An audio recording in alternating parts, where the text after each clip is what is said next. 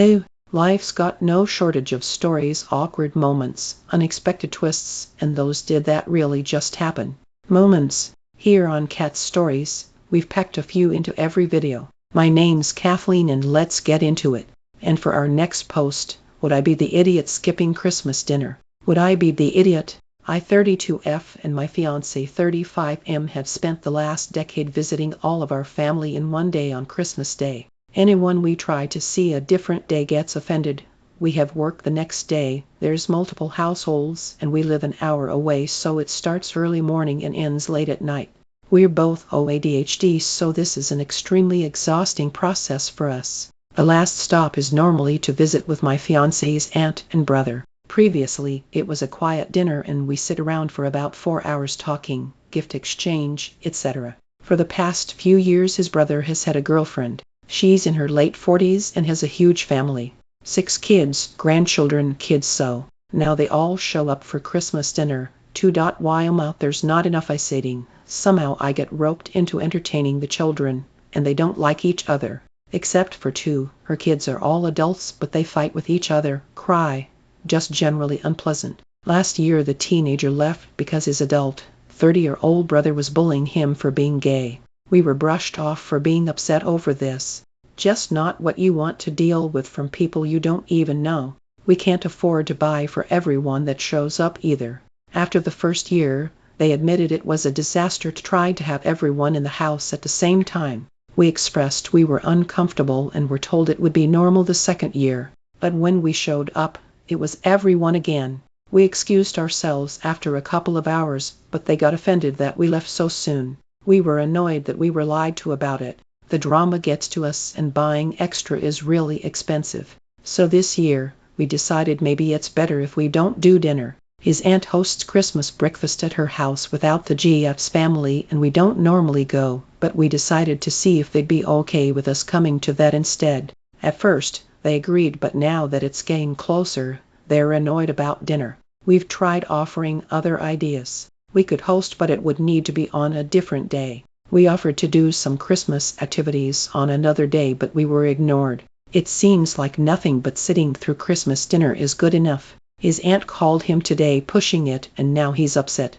He tried to explain that after everything, we don't have the energy to deal with it all and that we just want a stress-free holiday. She keeps saying she doesn't get what the problem is. His brother has claimed again that it will only be his family, but that wasn't true the last time he said it, and honestly, since they're hosting, it's not like they should change their plans for us anyway. Why, we might be TA if brother really did change who's coming. It's probably rude not to go.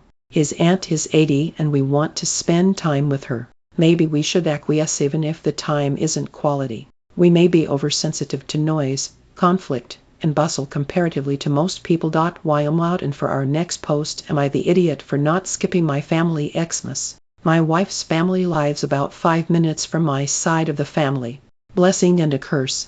My wife feels that because my family is small compared to her family's, we should spend Christmas with her side, and also because her mom has an Xmas party each year. I tried to host compromise and see my family in the morning for a few hours, but she complains that it's too hectic for our kids. I don't think they mind going to both grandparents and opening presents. I told her years ago we should alternate every other year which house we spend Xmas night at, but that was declined and said she won't see her family at all while I could see mine Xmas Eve. Her grandparents are in their 80s, so my wife told me we should go to her side because they don't have long. She says we can see my family on Xmas Eve, but my family wants to see me on the holiday sometimes too. My wife talks about their Christmas traditions but disregards anything my family does. I am willing to deal with chaos of driving multiple places or alternating years, but that's never acceptable and is only met with more reasons to do what she wants. So, am I the idiot for refusing to only see her family on Christmas? And for our next post, am I the idiot for leaving all my friends behind for absolutely no reason at all? Yeah, it's pretty much what I said. I 15M could say a lot of things about this situation. I got overwhelmed.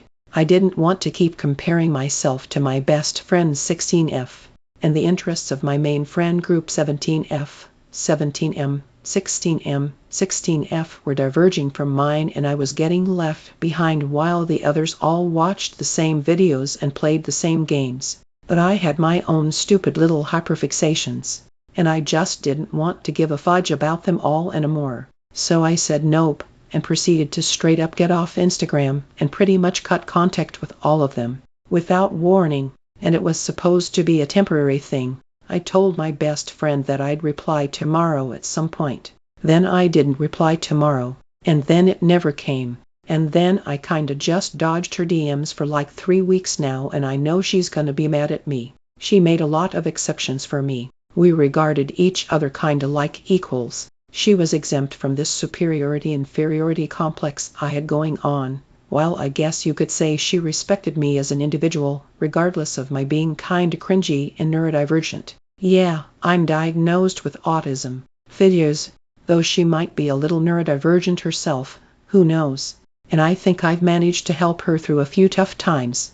And there was a time when I did fall in love with her. Hell, this isn't the first time I ghosted her out of nowhere. Last time, I left her behind because I thought she didn't really want me around anymore and she was too nice to admit it. This time, I just fudged off for no reason. She wasn't even supposed to be involved. She's not in my main friend group, which I just wanted to get away from. But now I'm scared of reopening the app and apologizing, and I miss her so much and I've written an entire apology already. But I'm too much of a coward to actually send that thing over, not to mention it might just trigger something and make everything worse. She's not particularly stable, she admits as much herself. Her depression's pretty bad. She got into college 2 fudging years early and it's taking a pretty big toll on her. Not to mention all the expectations being placed on her and all the duties she has to do and everything. I admire her, and I clearly don't envy her because she's struggling so much. But when I look at everything she's accomplished, I can't help but be a little bit resentful. But at the same time I want to say I care for her. But what kind of care is just leaving her behind when she needs support? And if I just respond a particularly bad time, I think I'd just get shut down again, and make her entire horrible mental state even more horrible. Or if I respond at a good time, I turn that good time into a bad time. I really don't know what I'm supposed to do. Fine, I'm the idiot. I'm caring too much about my own emotions, and I'm neglecting too much for the sake of my own sorry selfish skin.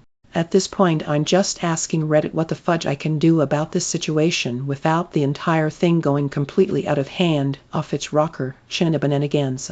And for our next post, am I the idiot for expecting my friend to stick to our original plan? This happened a while ago, but I've been questioning it a lot lately, so I'm sharing what I remember. I had a close friend, let's call her Poppy, and while we were practically inseparable, our personalities often clashed. I'm more direct, while she's more subtle, and we're both pretty sensitive. We had plenty of disagreements, but were usually good at resolving them through communication. One time, a mutual friend decided to put on a puppet play, and Poppy volunteered to build the puppet theater. I love arts and crafts, so I offered to help, and she agreed. Since I had leftover cardboard from moving into my house for neighbors, I suggested making it at my place. We split the costs for materials and got to work. We agreed on meeting times, but Poppy showed up late every day and left early. That didn't bother me much because, being a perfectionist, I liked having control over the project.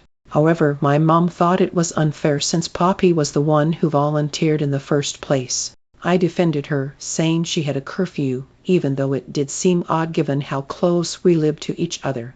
After 4 days, we finished the theater, and the last step was transporting it to the event. It was too big to fit into a car, so my dad suggested tying it to the roof of his van. He and I struggled with the wind during the drive and had to go slowly. The plan was for my dad to drop me off at home afterward, and Poppy's mom would drive us both to the event. While on my way back home, I texted Poppy asking her to wait for me, but she didn't respond. Then she offered to pick me up at school instead, but I was feeling lightheaded since I hadn't eaten and preferred to eat at home before leaving. I asked her to wait a little longer, but she gave me 3 minutes because everyone was pressuring her. When I said I couldn't make it that fast, she left without me. Later, I found out from a mutual friend that Poppy had arrived at the event an hour early and waited for everyone else because the venue wasn't open yet. This same friend also said Poppy claimed she'd done all the work on the theater, which made me feel betrayed. I didn't confront her directly but started trusting her less. By the end of the semester, Poppy began ignoring me entirely. Over the summer, I went to see a play where one of the old group members was performing. I congratulated them, and everything seemed fine between us, which made me think things had blown over. But when the next semester started, none of them would talk to me. I have no idea what happened in between. I tend to isolate myself over breaks, so I wasn't in touch with anyone.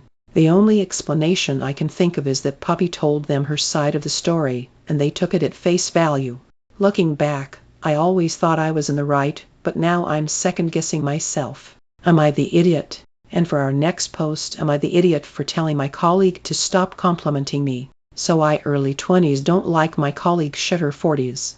I don't like her at all because I find her comments really stupid. One day, out of nowhere, she asked if I wanted to see pictures of her kids, and I responded not really. She showed me those pics anyway, and I did wish long and happy lives for kids. Apparently she got upset because I didn't lost my mind for her kids and proceeded to ask me if I like kids, and I responded not really. She said, yeah, I can tell, but it will change when you have your own kids. I told her I'm child-free, hoping she would stop with these comments. She didn't stop. In fact, she said God created women to have kids and that she's pretty disappointed with my mentality. She could tell I was done with her BS and started saying I should smile more, and I just stopped answering her.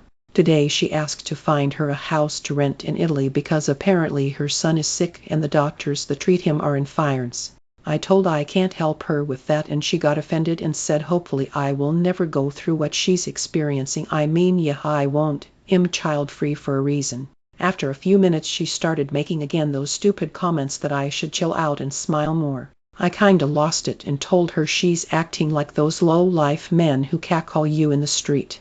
She got defensive and said she only complimenting me and that I look prettier when I smile. For some reason this pissed me off even more and told her to stop complimenting me. The new guy at work said I took too far and it was only a compliment. Personally, I don't think I took it far. She has been in my business for a while, making comments about my decision to be child-free, my struggles with mental health, etc. However, none of this would have happened if I kept my mouth shut. Am I the idiot? That's all for now. If you enjoyed the stories, give this video a thumbs up, and don't forget to subscribe. It really helps the channel grow.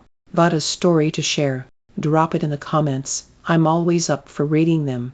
Until next time, it's Kat. Goodbye.